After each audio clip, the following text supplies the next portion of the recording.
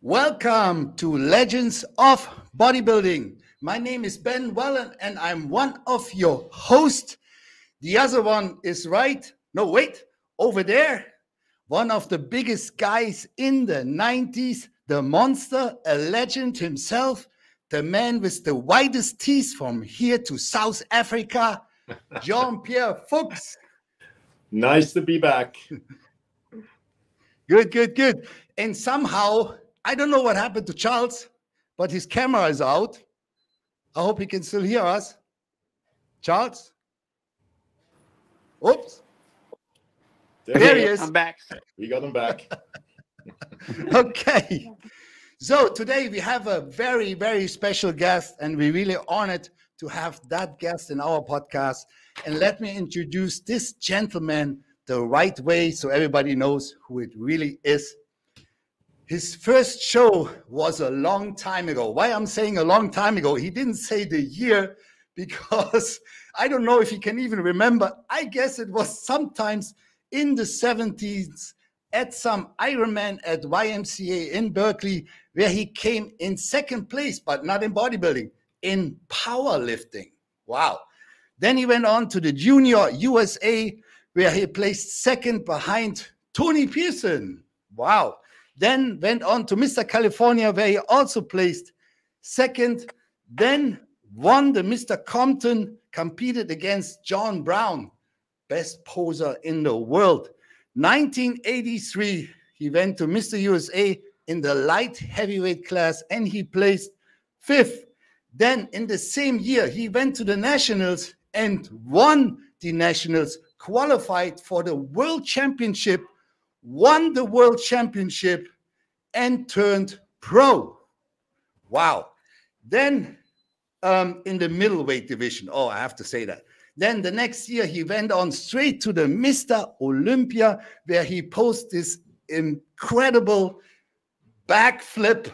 I think once or twice he did on stage, and it was absolutely amazing. He trained multiple Mr. Olympias like Sean Roden, Dexter Jackson, Brandon Curry, legends like Flex Wheeler, Chris Cormier, Paul Dillette, Dennis James, Günther Schlierkamp, Kai Green, and others. Movie stars like Wesley Snipes and The Rock, Dwayne Johnson, athletes like Hulk Hogan, Magic Johnson, and the list goes on. Here is the GOAT, the Godfather, the legend of bodybuilding, Charles Glass. Yay! Thank you, thank you, thank you. Hello, Charles. How are you? Very well, thank you. And let me say this. I have to say this. This is the first ever real podcast Charles Glass does, and that with us. It's a world premiere. I'm so proud, and I guess Jean-Pierre too. Right, Jean-Pierre? I'm amazed. You know, I unfortunately, when I had the chance to get to Charles know better, I was kind of not even speaking English, you know. But I was always amazed, and I watched him so much. He has no idea. You know, I was on the bike up on the upper floor there, and I just watched and watched and watched. And one time, I can probably not remember, you gave me a tip about changing my handle in the rear shoulder machine. You know, but I wish I would have gone more out of my comfort zone, my German comfort zone, and work with you. I think it would have done me well. You know, but I'm so glad he's here. Thank you so much, Charles. Oh, thank you. All right, so, I just let you know how I got to know Charles Glass. In 2001, I moved to Venice, and of course, I trained at Gold's Gym every day, and it didn't matter if you come to the gym at 4 in the morning or 10 at night, Charles Glass was always there training some person, and I couldn't believe it, and I said, wow, I never seen any personal trainer training more like Charles Glass. I have no idea how he did it. Well, you know, I had that passion for the sport. And I really loved training people. It didn't matter whether they were bodybuilders, grandmothers, grandfathers, lawyers, doctors. It didn't matter. Anybody that wanted to train, I was willing to train them. Wow. So, yeah, Charles, I don't know really anything about your background. I don't know anything about your family, where you grew up. I just kind of would like to get started with that, you know. So where are you from? Actually, I'm from Detroit, Michigan. And I moved out here to California when I was very young. So how young? I think I was like 10. 10? Maybe younger, maybe about, yeah. Please tell me you didn't come by yourself. Oh, no. I came out with my parents. My mom, single parent, but took great pride in us staying in school, studying, and doing what we can do for ourselves. So my sister and I was under her. And so she helped me a lot. She pushed me to become who I am today. Great. Okay, so let's go back to the beginning. How did you get into bodybuilding? Tell us. How did it start? I was a gymnast at UC Berkeley, and I said, man, I want to get into something that has longevity. This is going to end eventually because I won't be able to flip plates anymore. So I decided that I would just go to the weight room. And I went to the weight room and I started training with some friends. I said, oh, wow, I like this. So I made a promise to them. Once I use all my eligibility, I would be back in that weight room. So as soon as it was over, that's where I went. And I stayed there. I loved it. So I was, to be honest, going through your resume when it comes to competing, the first time yesterday, I hate to admit that. Of course, I knew you competed at Olympia. There's a few things kind of startled me. And I know it's a very different time, especially when it comes to getting a pro card. So in 1983, when you got that pro card, so you went to the USA first and placed 5th. And then you go into the World Championships and you win. So what kind of freaking competition did you have, or what happened there? It wasn't quite like that. What happened is that I was training, and I went to the USA's. It was in Atlanta. But prior to that, I had a toothache so bad. So I went had a dentist treatment, you know, and I said, I can still compete. I still can compete. So I tried, but I lost so much weight. I was normally weighing about 193. I ended up weighing 177 because my mouth would not stop bleeding. And Oh, so at 177, I knew I had no chance in hell to beat those other guys. They'd be too big. And so I said, I placed fifth. I was happy. So I said, you know what? I'm gonna try to go to the middleweight class next time. And that way I have less big guys and more guys more my size. So I tried that at the nationals and I won. I couldn't believe it. I won. And so when we went to the world championships, I was ready. I competed in middleweight. I won. At that year, Bob Paris won the heavyweight. Chuck Williams won the light heavy. And then I won the middleweight. Jesse Lujan came in third. And we won the overall championship for the team. So we did pretty good. Nice. yeah, you could say that you did pretty well. Wow, definitely. Great. Then the Mr. Olympia, how was it? I think this was your only Mr. Olympia. How was the feeling to Yeah. finally be there at the Mr. Olympia backstage with all these fantastic guys, being in the middle of it, being a pro? How was your experience back then? I looked at it like this. I said, there's no way I'm going to beat these legends that's still competing, but I'm going to have a good showing. So I made sure that my body was well conditioned and I did some things that I knew they couldn't do. So I felt good about that. And I didn't care where I placed. It was just the thrill of being on stage with those legends, So I felt good. Yeah, and you did really good. I guess you have a gymnastic background and you thought, hey, I Yes. can show that off. And I'm not sure I know for sure you did one backflip, but did you actually two? Well, I did a Wow. backflip, plus I did a planche. That's where you hold your whole body up in the air. And I knew they Oh, couldn't do that one either. I okay. knew they couldn't do that one. And So I know, I everybody, remember, I they was watched the shocked. show. I watched the show live, and I was Yeah, they were amazed. shocked. That's Oh my God, what you just do? I tried yeah, to explain it to them, but if you're not a gymnast, it's hard to understand. So, but it was fun. I enjoyed it. I enjoyed being on stage with them, and so it was great. So then awesome. you went on to compete, for not very long actually, and the results were. I remember seeing pictures of you, and you were so perfect. So why are the results not better? Because when I look at you, was this judge different? Was it just clearly, well, they're bigger, that's why they beat you? How did you see yourself with the placings? Because you were so perfect. Well, I didn't worry about the placing because I knew I only had a short time to have fun, and to Yeah, me, it was just having fun. And people, like I said, people always say, "Man, you should have placed a lot higher." But you know what? I said, "Man, whatever. I'm good with it. I don't mind." And they all thought I should place higher. A couple of the judges said, if this guy hadn't done this or that or this, then you would have placed a lot higher. But the thing of it is, they were legends and I wasn't. So it's no way I was going to beat some of those guys. And then by the time those guys retired, I quit because I wanted to train people more so than I wanted to do, you know, get on stage. I still train hard, but I just wanted to help other people accomplish their dreams. yeah. That's my next question. How did you get into the whole coaching trainer business? Was it just like a feeling? Was it a passion? Was it something you felt like, yes, I want to do this? And how did it start? It was a passion.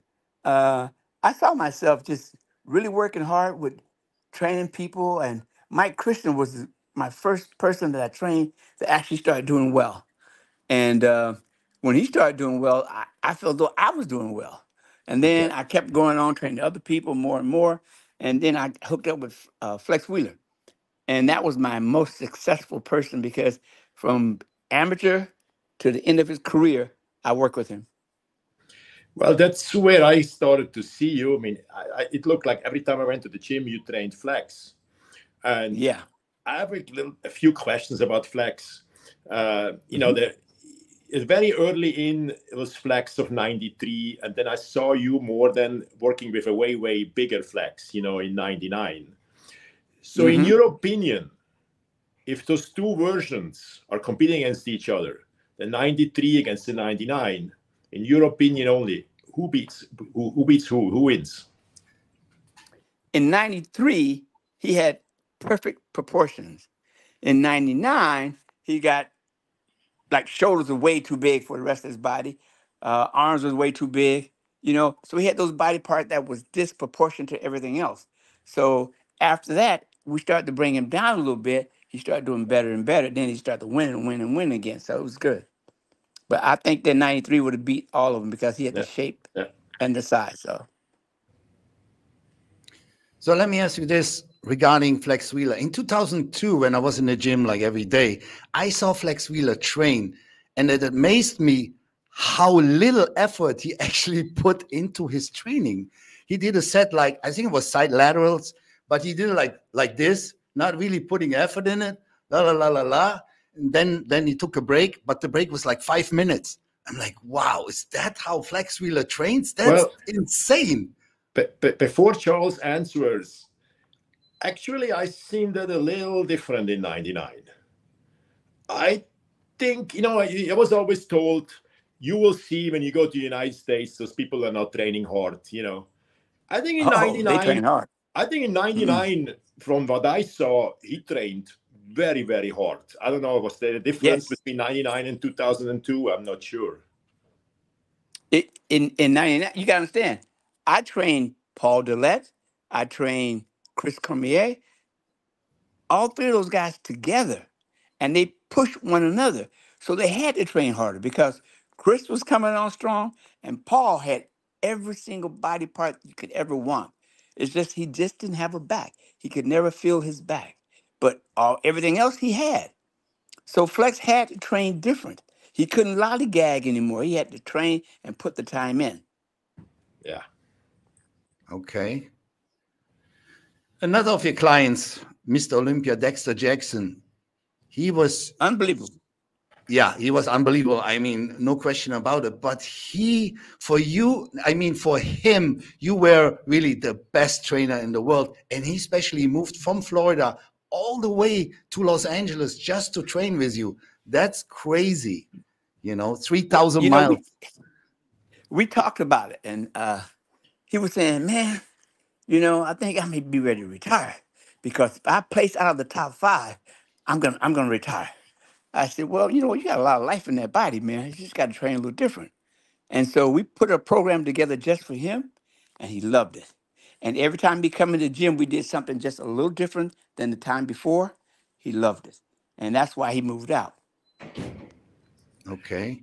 Yeah, but I can tell what I always saw with you, you had all these little tricks.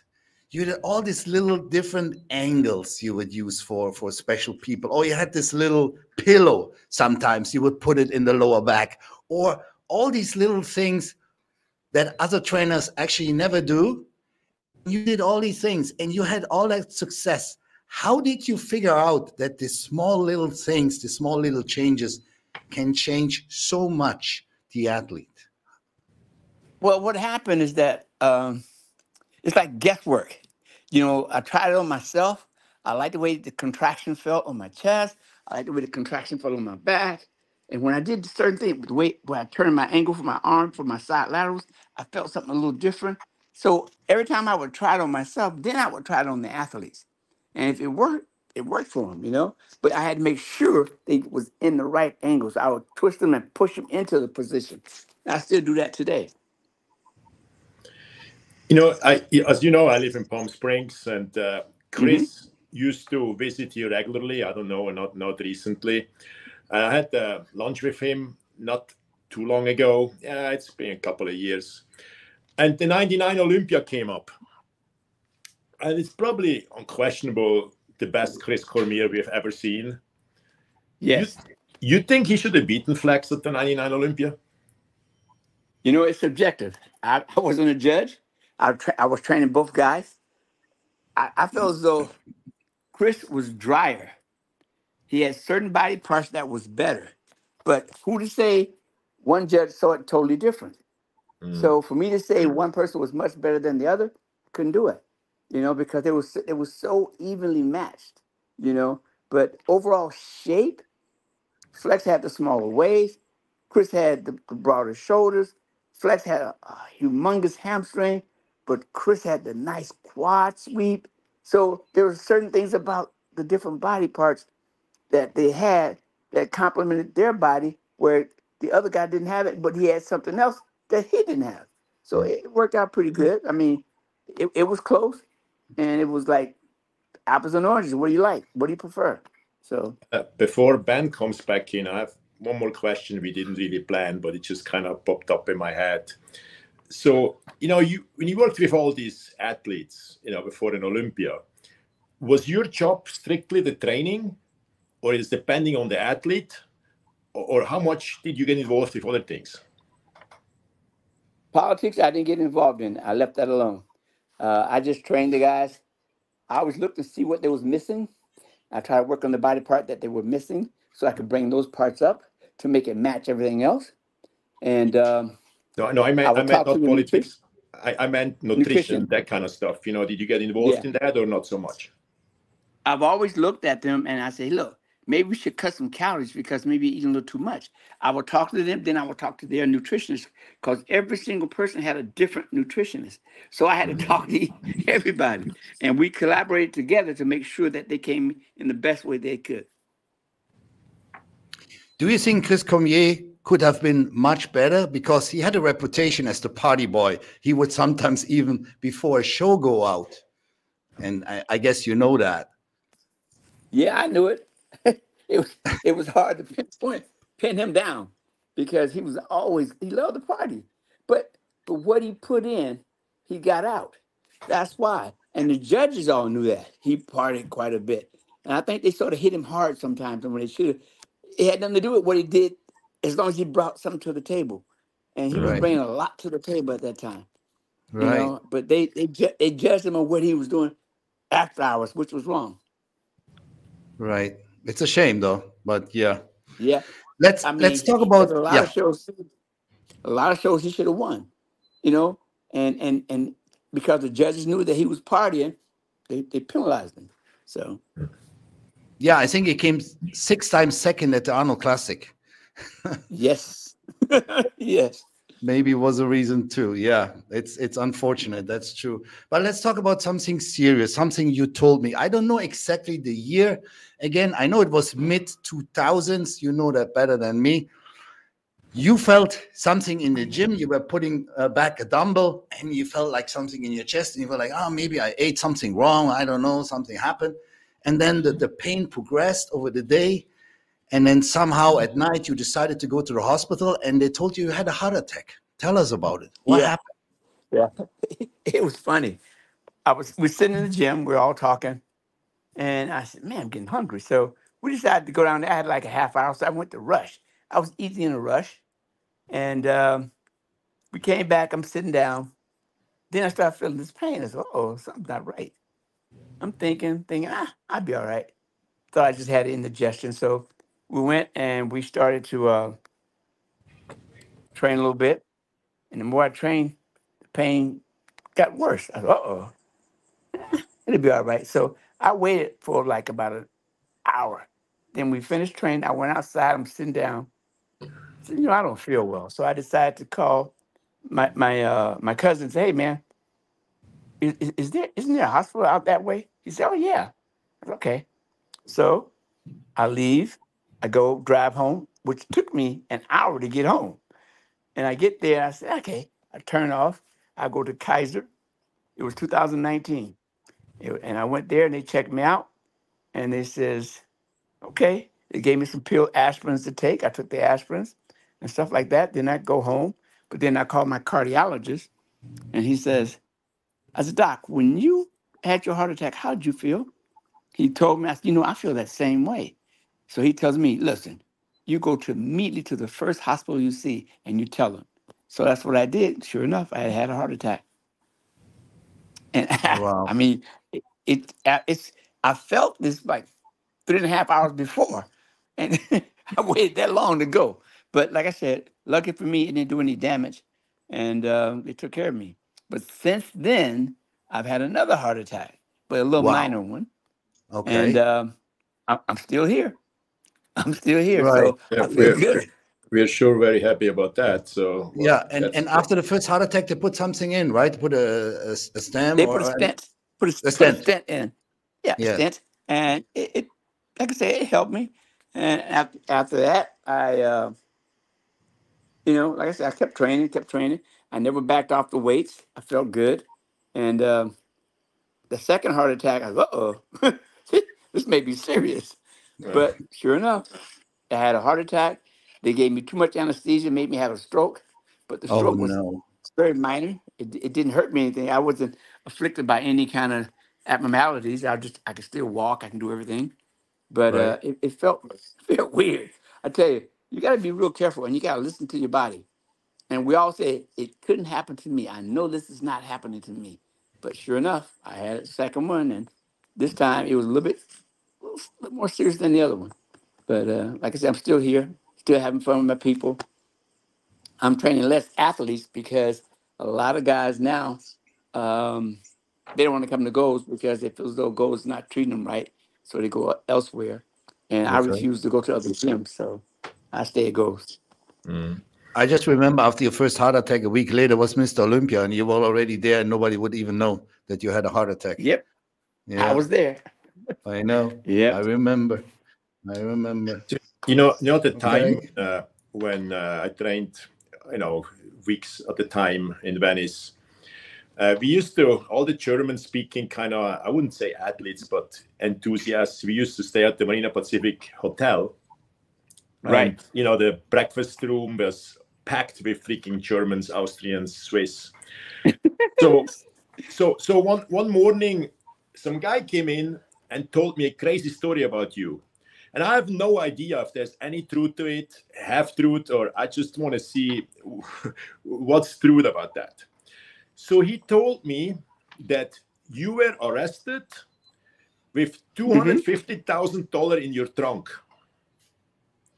Is That's a lie. okay? It I'm was happy. only. It Who in was their right mind? 300,000. No, who in their right mind gonna carry that kind of money around in their trunk? You gotta be kidding. People make So, up all sorts of lies to tell. If it's the more they can stretch it, the more they're gonna stretch it. But that wasn't the truth. The truth of it is, they did arrest me. But what they were trying to do is prove what happened. They broke into my house in the first place, and they were trying to find what I had in the house. But I didn't have anything in the house. Everything I had in the house was for personal use, and so that's why I didn't get that much time or anything. All they did for me was make me go to a diversion class, ah, and I had to wear an ankle bracelet for about what 8, 10 weeks, you yeah, know. Okay. And of course, I had to pay a fine, but I paid the fine. But it was no money involved yeah. because who in the hell? I wouldn't keep that kind of money in my house because people break in your house, they think you got that kind of money. But No, of no, course. that's false. All right. That's good Did to know. somebody rat you out? Did somebody tip the police off, or how did that happen? What happened is this guy, he was trying to do less time for his crime, and he Okay. pointed the finger toward me. And so they tried to key in on me, but it didn't work because what they was trying to say that I was doing, I didn't do. They were saying I was selling cocaine, but I don't even fool with that stuff. Oh my And when God. they was taping my conversation, I even said, I said, hey, look, man, I don't fool with that. You gotta be kidding. Who's gonna fool around with some stuff like that? I said, you know Right. what? That guy just talked to me about cocaine. If you want something, you go talk to him. My crime came because I showed them how to commit a crime because I showed the guy who had it. And so they tried to get me on that. And if I had a better lawyer, he could have beat the whole thing. But anyway, Right. I didn't have to go to jail, so I was happy. Okay. Wow. What a story. Good. Something else, Charles. I know you trained with all these amazing athletes, movie stars, whatever, whatever, but you also trained with very beautiful women. I mean, the perfect tens, I would say. Did you ever had over all these years some kind of an immoral offer from one of the women? Like, I don't know, they said, hey, Charles, train me for free, and maybe later you can play with me or whatever. I don't know. Anything like that ever happened? Never. Never? You know what? Never, not one time, because you know why? What happened when I train the women, I test them at least amount as possible. So Right, there was no indication that I wanted to hook up with them or anything. right. And most of them had husbands. I respected them. I respected their husbands. And so I tried to keep from that. So I stayed away from it as much as possible. So that whole plan never came up. Good. Good for I, you. I have a question here, and I want to change that question a little bit. So, when I see footage from the 80s, Gold's Gym, I'm absolutely amazed. And I'm also saddened that I couldn't be part of it because I was just too young. Sometimes I seen pictures, 70s, 80s, of bodybuilders I never heard of, like crazy freaking people. There's this one black guy I've heard he became homeless, like like a legendary black guy, biggest arms I think I've ever seen. Do you remember, like, other than maybe Mr. Big, what's his name? Do you remember any guys you maybe trained or saw in those years which you thought they could have been really like top 3 or 4 in the Mr. Olympia, but just never competed? Do you remember any freaks like that? Oh my God, yes. That was like Victor Richards. Yeah. Humongously big. Okay? Victor Richards was big. Craig Munson was Craig humongously big. Monson, that's the guy. Yes. Yes. Yes. I mean, he was big. You know, back arms, he took 315 and was doing skull crushers with 315. I'm like, oh my God. But those guys didn't want to compete, they just want to look good. And so that's what they did. They just come to the gym just to train. You All like think, Berto Fox. yeah. You think Berto Victor Fox. would have been in the top 3 at the Olympia? Maybe not the top three, but he sure if somebody had trained him right, he could have been in the top three Yeah. because he was tall, he was big. He wasn't a short guy.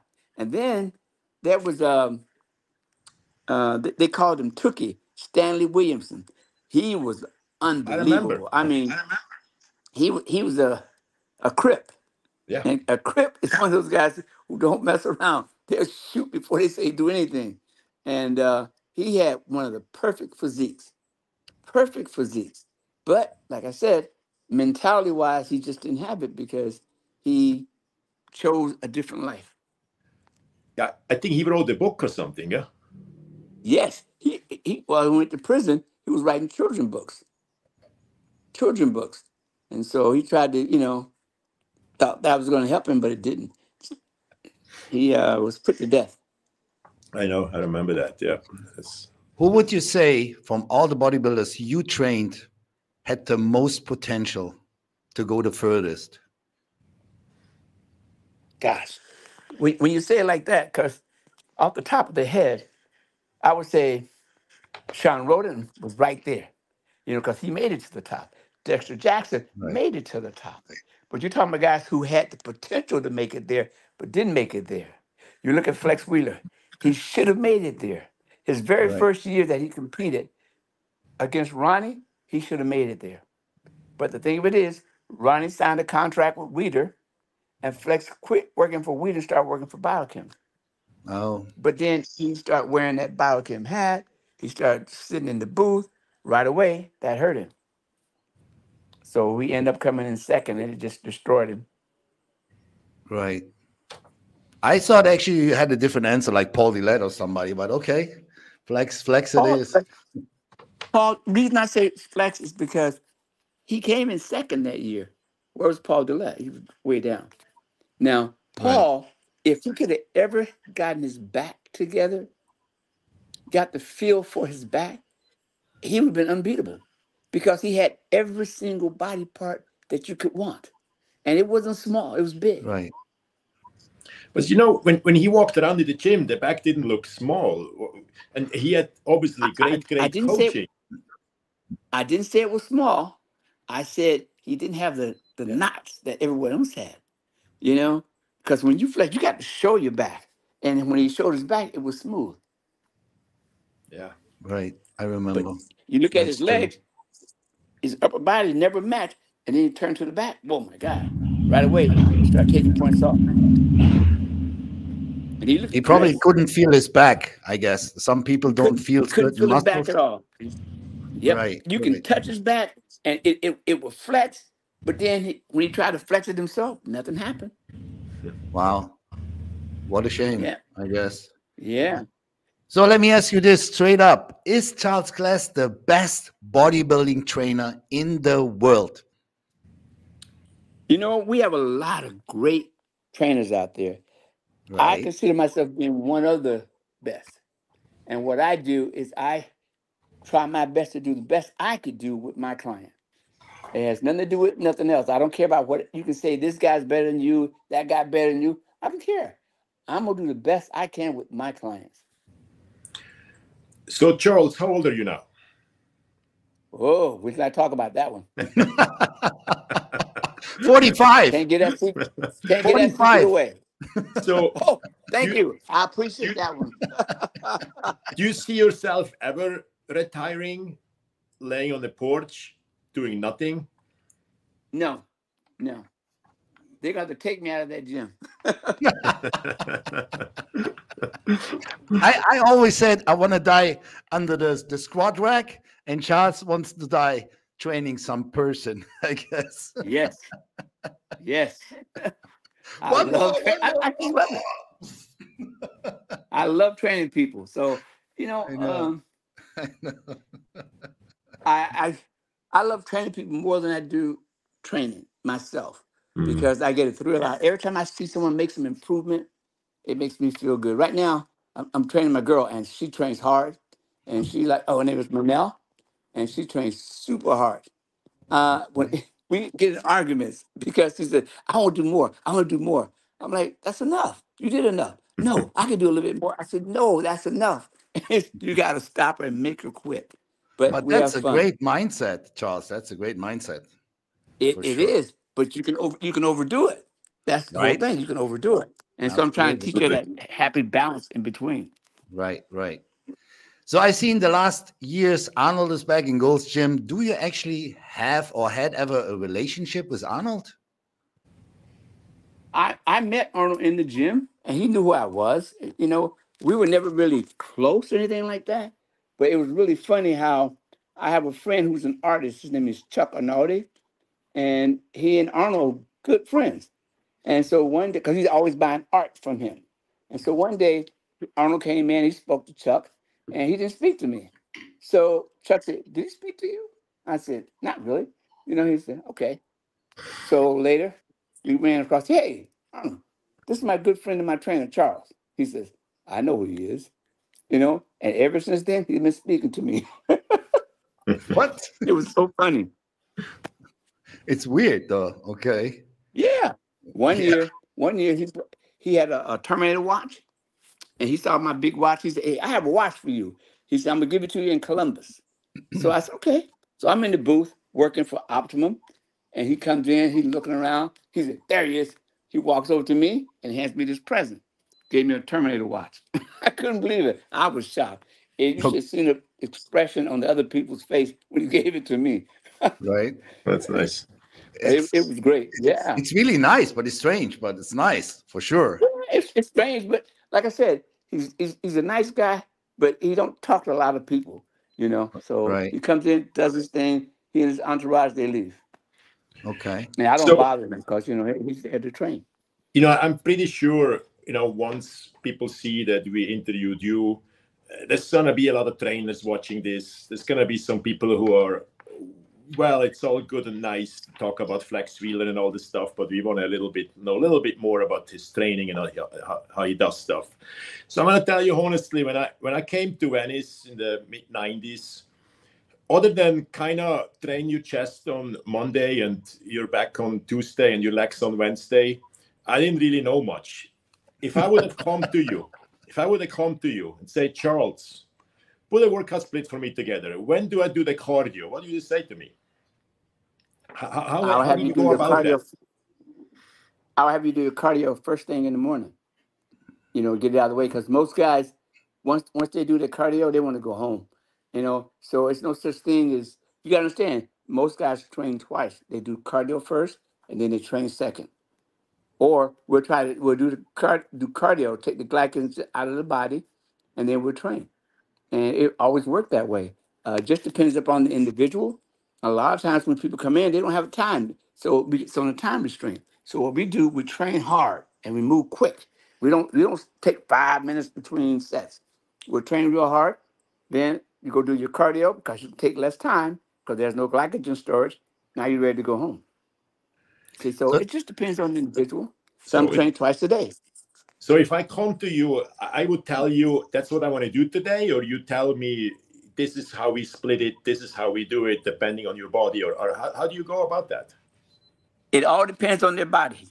It depends on what your strong parts are and what your weaknesses are. I don't put your weaknesses first because I got to pull those up to make them strong. So it just depends on the individual. okay. So bottom line is, in the morning, empty stomach, stay away, get the cardio out of the way, then have breakfast, and then later go to the gym. That would be the Then best. you go back home, you rest, then you come back to the gym. Yes. Okay. Okay. So before I ask you the next questions, tell us something about dark sports. Oh, wow. Fantastic sport. I tell you, what it is the clothing line. It started by three young guys. And it's like a family. They put it all together and they hired individuals to try to help promote this clothing line. And it's working pretty well. It's like a family. Okay. Good. Then, next question. Best protein source for gains. What would you suggest? Is it more beef, powder? What is it? I like beef. Beef. I like beef. And I made my better gains using the beef, you know. And what I would do, I split it up. I'll eat a little chicken first because your body can digest the chicken quick. Then I put the beef right behind it. And then now, once your body starts to digest food, it's not going to stop and start back. It'll just keep right on digesting. So it works better for me. okay, so first white meat and then red meat. Okay. Yes. Hmm. Okay. Okay. I got it. All right. Then, next question. If you could choose one exercise, which you would say this exercise is the best exercise to overall build muscle mass. Is there such exercise? And if there is, which one would you say it is? There's no one because you have chest, you have back, you have legs, you have arms. So what I do, I split them up, and each one I'll use differently. If I'm doing chest, what's the one that's going to hit my chest the most? It's decline because I'm going to hit the whole chest, and then I'll start working on other sections. People say, "Oh, you can't do that." That's not true because if you look at Dexter, look how high his chest was sitting up. And we did inclines all the time, high incline. Then we did mid, then we hit lower, then we hit champagnes, which hit right in the center of the chest. So I take it in stages. And then when we do arms, there's certain exercises we would do to hit the brachialis. The, got two heads on the bicep, three on the triceps. So we try to split it up. Okay. Because I know back in the day, I remember people would say the squat is the one what brings you the most muscle mass, but you would say no, it's not like that. It's just How can a squat hit I your know, chest? I know what you're See, saying. so that's what I'm saying. So now I Right. tell you, squat is the best exercise because why? It really hit those legs hard. And that's one thing I did since my legs were weak from being a gymnast. I would always hit my legs first. I would hit my legs first. And I mean, I can front squat just as much as I can rear squat, because I wanted to be strong at it, Right. you know. And it worked for me. Right.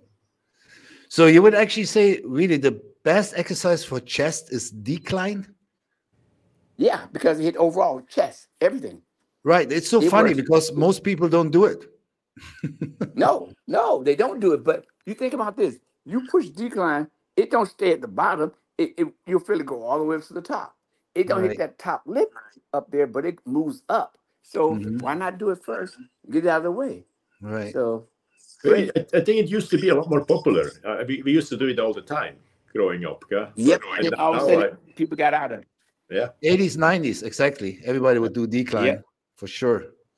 I Bench was press, flies, everything. I was once asked if I would have to do just one exercise for the rest of my life, which is, of course, I mean, Charles is totally right. You can't make a choice like that, what's better, what's not. But if I would have to do one exercise for the rest of my life and that's it.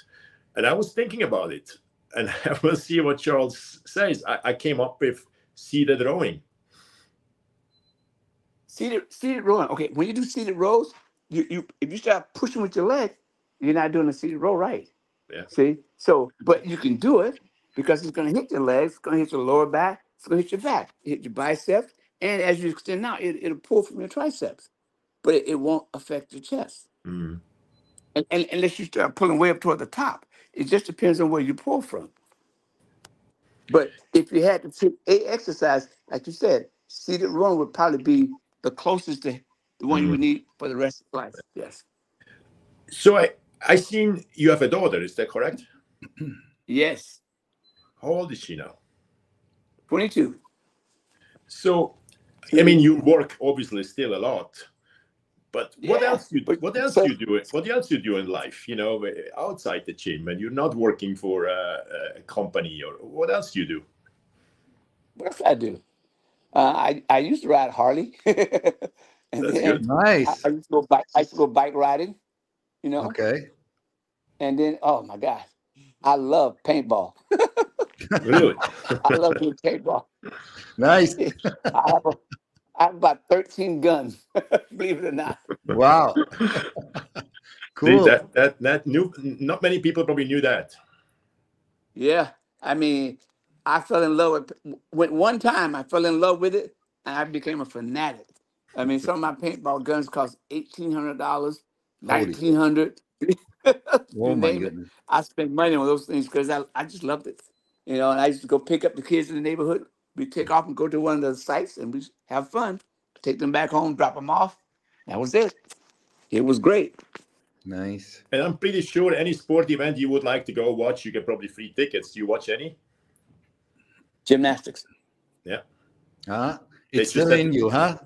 Still in your blood. Still love gymnastics. Uh-huh. So I'm sure you're pretty happy that Simone Biles came back and won winning the trials, huh? Yes, yes. Simone is unbelievable. I Yeah. like track and field also. Yeah. Yeah, me too. I watch pretty much everything. I just watch the trials of the track and Yeah. field trials. Yeah. You know, since I'm now an American, I'm absolutely overwhelmed watching trials in the United States. You know, in Switzerland, you go to the Olympics and you have maybe 2 shots to win a medal. You know, and you kind of Yeah. focus on those 2 people. And here, just to make that team, you probably have a medal. You know, certain make a medal you at the ain't kidding. Olympics. I tell you, mean, it's tough. Yeah. yeah, absolutely incredible. So I feel definitely closer to Charles now, since he was a motorcycle fan, because I'm a huge motorcycle fan, Charles.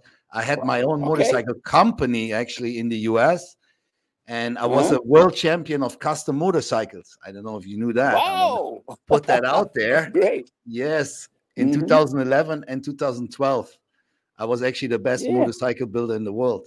Yeah, I got a bunch of Okay. trophies and stuff. Yeah, I love to ride. I still ride till this day. So motorcycles is my passion besides training. Yes. Yes. Yeah. Everybody. I Absolutely. mean, I could name the people who like motorcycles because it's just fun. You know, it's just fun to get on there and just ride. Yeah. It clears your mind. Sometimes when you have amazing Yes. stress, you sit on the bike, you start riding, and everything is like getting out of your head and you feel free. And it's just freaking amazing for sure. It's mainly that freedom you have. Yes. See, you two look way more motorcycle guys than I could ever be. You know, no, I'm too much of a Swiss. You know, I would be on the bike and think, what can go wrong here? You know. But I imagine Jean-Pierre on a little Harley Davidson, like a Sportster 750 or something. Yeah, I could see him on a fat boy. I'm telling you, he's too big. I don't know. Probably look good on it, but that's about it. You know. Yeah. Okay, I Jean-Pierre, it's a trike for you. You know, the ones with the 3 wheels. Maybe better. Now, they do have those now. Yeah, they do. Yeah, Charles, thank you so much. Absolutely unbelievable. Love to talk to you. Thank Now, you guys. I hope to see you soon I again. really appreciate you guys, putting me on. So it's great. I really love it. No, it was a big honor for us. Definitely Charles Glass, the Godfather, the legend. I mean, amazing. His first real podcast with j.p.fuchs and myself. I'm like, wow. Thank you Yes, it so was much, good. Charles. I really appreciate that so much. Charles, No, do you remember I used thank to you. come every year, once or twice to goals, even when I was older, but they really got a little crazy down there. You know, they want 50 Yes. bucks to get in, and you know, then you take your girl with you, then it's $100. And The thing of it is, they've got beside themselves a little bit. I think they should lower the price back. It'll bring in more people, but the thing of it is, you want to bring people to the gym, not chase them away, And Yeah. like all the athletes, that's why all the athletes are gone, because they feel as though that the gym don't want to do anything for them, Right. And so they all went to their prospective gyms. So And I that's the found way it out my is. picture is gone. Can you believe it? Oh my God. Jean-Pierre, what happened? What did you do? My Who did picture you is piss gone. off? Well, No, the whole thing of it is, when they took some pictures down, some people started to steal pictures. What? And his picture was very popular. Yes. Yes. He had a picture already framed, and everything was supposed to be up on the wall. And it was an empty spot. I said, wait a minute, something's missing. Well, It was his picture. that's the story I'm going to go with. Yeah, your picture got taken. Picture was stolen. Let me ask you one more question. They I'm really love your picture, see. interested in one question. What did you actually do during the pandemic, like with COVID? Pandemic? What did you do? We went to other gyms and snuck in. So we still got trained. They had the blackout on the windows and stuff, so we trained. And then when somebody saw a cop coming by, we turned the lights out. Why does that not surprise me one bit? Good. I like it. I like it. Very Gotta get nice. it in. Very nice.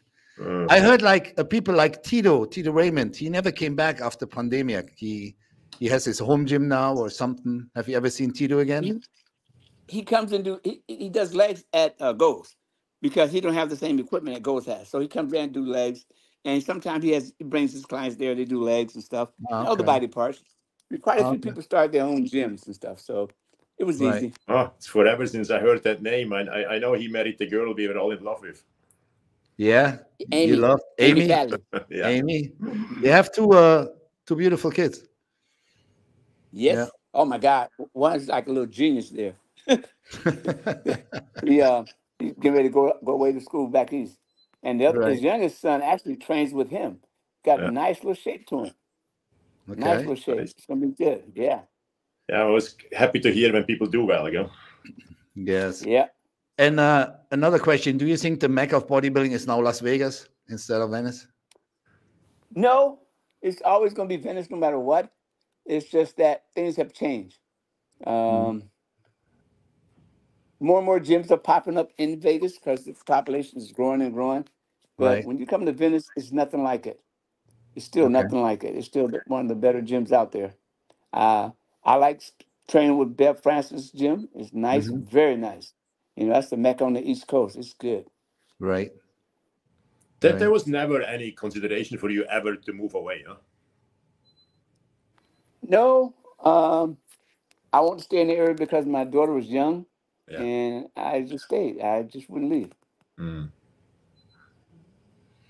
Okay, so one important thing we figured out today with Charles, he's 45 years old, and he has many more years to live.